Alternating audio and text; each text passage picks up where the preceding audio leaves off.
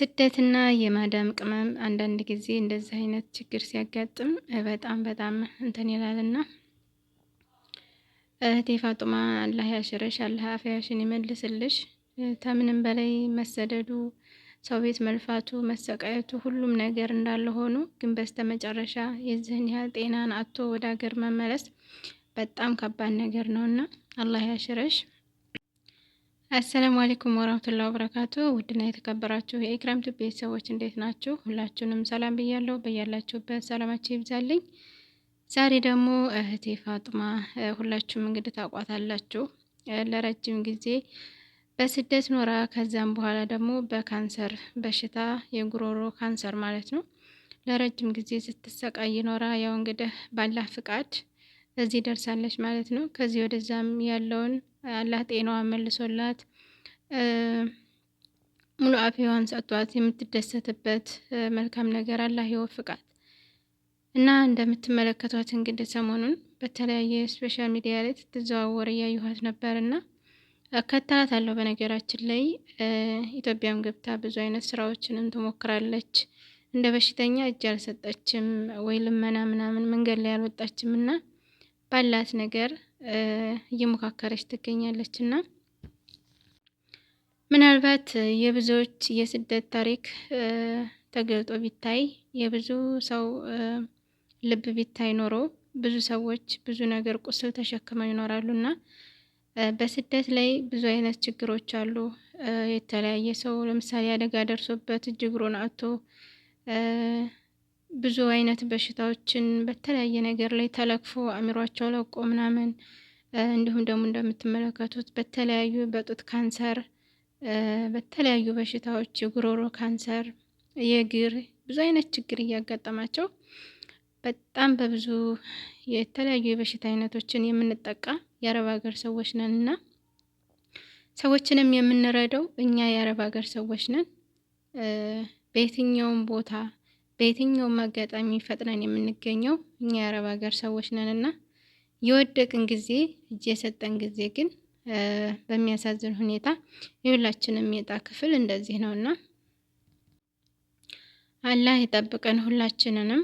እንግዲህ አረብ ሀገር ላይ ለረጅም ጊዜ ለ15 ዓመት ነው ለ14 ዓመት ያህል ስደት ላይ ኖር ያለው ነው የምትለው። ያው እየተመላለሰችም ቢሆን እንግዲህ ብዙ ነገሯን በስደት ያጣች ልጅ ናት ማለት ነው።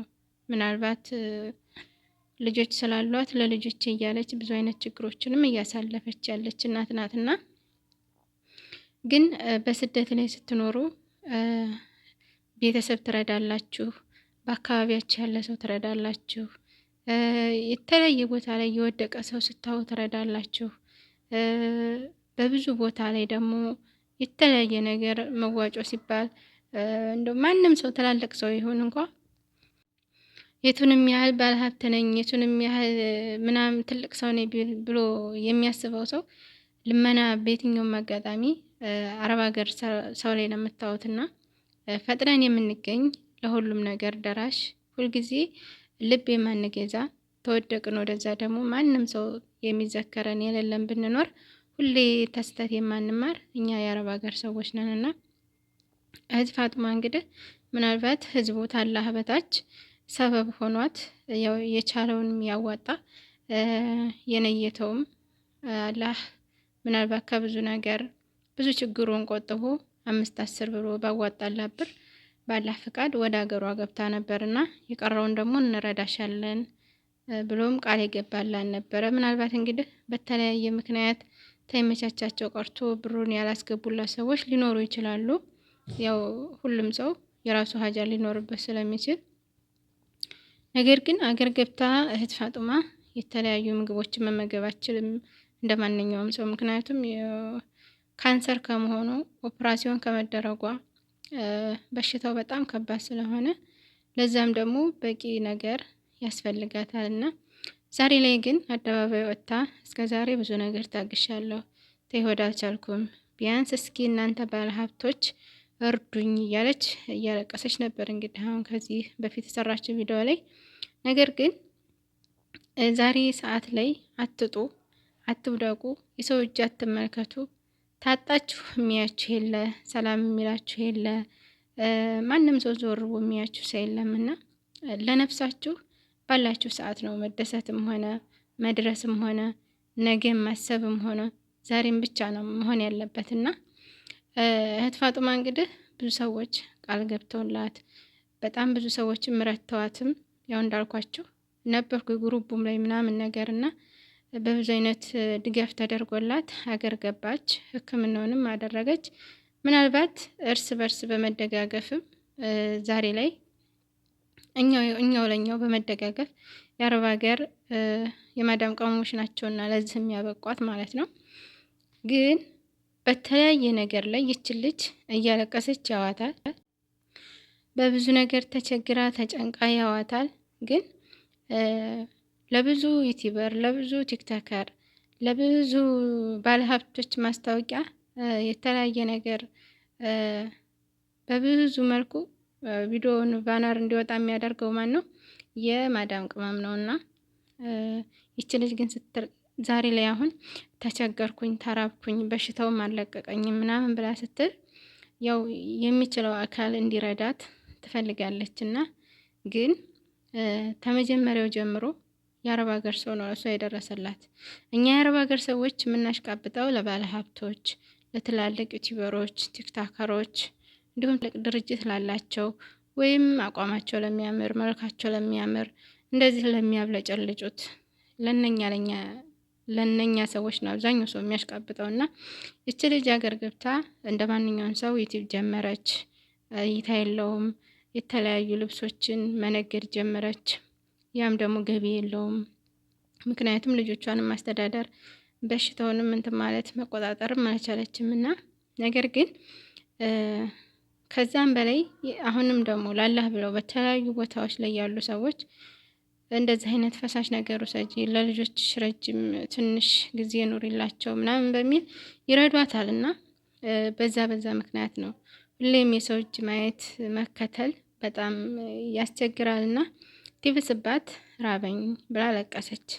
ግን አሁንም አንድ ባለ ሀብት ነኝ የሚል አንድ ቲክታከር ትላልቅ ዩቲዩበሮች ዘወር ብለው ግን ያዩት ሰው የለም ማለት ነው። ይች ልጅ ግን አሁን ለነኛ ሰዎች ወይ ፎሎ ብታደርግ፣ ላይክ ብታደርግ፣ ዩቲዩባቸውን ሸር ብታደርግ፣ ቪዲዮዋቸውን ብታይላቸው ይወዷታል። ግን ስላጣች ስለወደቀች ማንም ሰው ዞሮ ያያት የለምና ቢያንስ ምን ለማለት ፈልጌ ነው፣ መርዳት የምንችለው ባለን አቅም ላይ እንርዳት። ሁለተኛ ደግሞ የምትለቀውን ቪዲዮ ቢያንስ እስኪ ባንፈልገው እንኳ ለምን 10 ሰው 20 ሰው እንኳ በይላለ እሷ ጥቅም አለው። ቪዲዮውን ከፍተን እስቲ ቁጭ እናደርግላት ብለቅ የ20 ደቂቃ የ30 ደቂቃ ወይ የ10 ደቂቃ ቪዲዮ ነው ወይ የ9 ደቂቃ ቪዲዮ ነው። ከዛ የበለጠ የሚያስቸግር ቪዲዮ ስለማትለቅ ሁላችንም ቪዲዮ በምትለቅ ሰዓት እስኪ የምናያት ላላህ ብለን ልብስ ትሸጣለች። ምናልባት ልብስ መግዛት ላንፈልግ እንችላለን።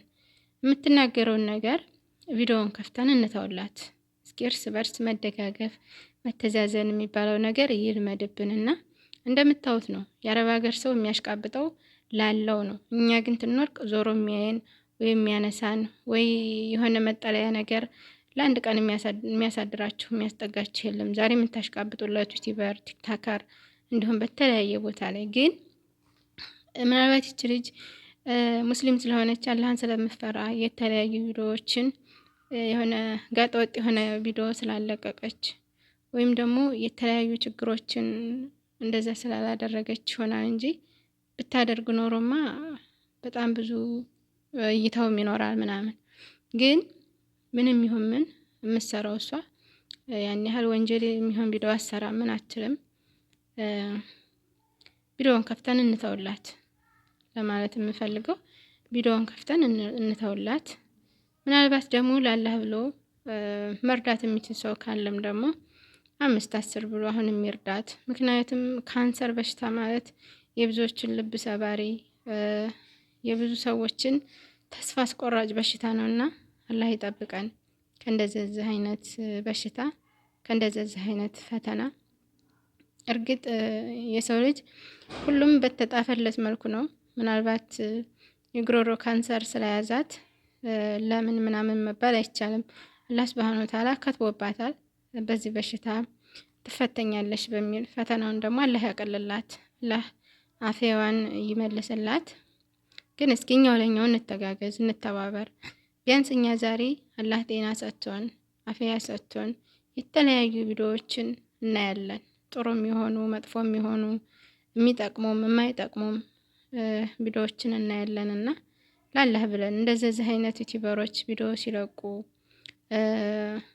እንየላቸው ለማለት የምንፈልገው እንርዳቸው። ቢያንስ በተለይ ስደት ላይ ኖረው ሀገራቸው ገብተው ብዙ አይነት ችግሮችን የሚያሳልፉ በብዙ አይነት በሽታ የሚሰቃዩ ብዙ ቤተሰብን መርዳት ፈልገው በስደት እንደኛ ያልተሳካላቸው በየቦታው አልጋ ይዘው የሚሰቃዩ ብዙ ሰዎች አሉና ለእነኛ ሰዎች ደግሞ አላህ ሱብሃነሁ ወተዓላ ይድረስላቸው፣ ሙሉ አፊያቸውን ይመልስላቸው።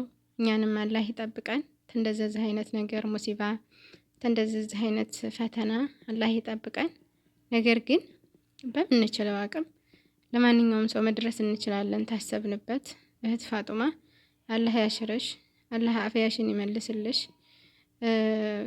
ምናልባት ዛሬ በዱንያ የምትፈተኝበት ነገር ነገ ላንቺ የተሻለ ነገር አላህ ሱብሃነሁ ወተዓላ አዘጋጅቶልሽ ነው የሚሆነው። ነገር ግን አላህ ለልጆች ሲል ለራስሽም አላህ ሙሉ ጤናሽን አላህ ይወፍቅሽ፣ ወደ ነበርሽበት አላህ ይመልስሽ። ውድ ቤተሰብ ደግሞ ኢንሻአላህ ሁላችንም ምናልባት ዛሬኛ እይታ ላይ ኖረን ይችላል ቪው ምናምን ነገር እንግዲህ ያው ሁሉም ይዛችሁት በመመጡት የስራ ልክ ነው የሚታይላችሁ ዩቲዩብ እና ነገር ግን ምናልባት አረብ እኮ ናችሁ መስራት የማትችሉ ነገ ደግሞ በተስፋ ሀገራችን ገብተን መለወጥ እንችላለን የምትሉ ዛሬ ለሰው መልካም ስታስቡ ቅንነትን ስታስቡ ነውና እንግዲህ መልካም ጊዜ መልካሙን ሁሉ አላህ